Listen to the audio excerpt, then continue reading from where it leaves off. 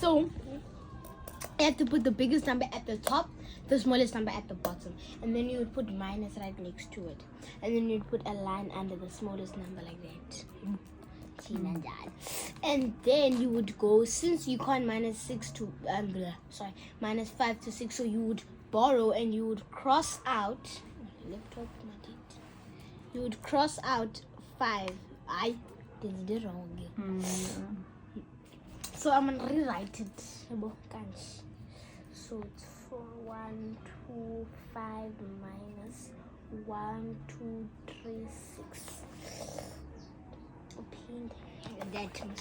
Then I can't minus 5 to 6, right? So I would cross out 2 and put a 1 there, which I mean I'm borrowing, right?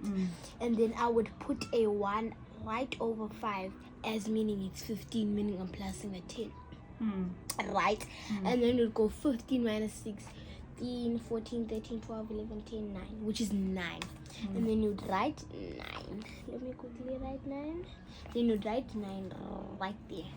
And then you would go, sorry. And then, so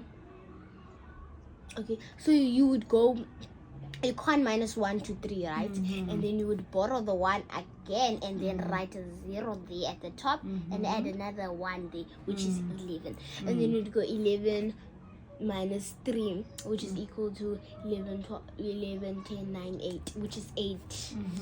Which is 8.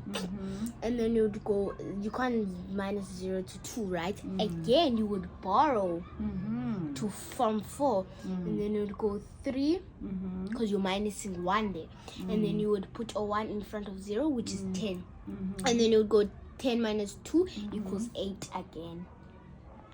8. And then you would go 3 minus 1. Now, since you don't have any number to borrow, and you don't need to borrow again, so you would go 3 minus 1 equals 4. And then you'd write a line under your answer. And then it would go 4,889. You just plus, you never minus 3 and 1.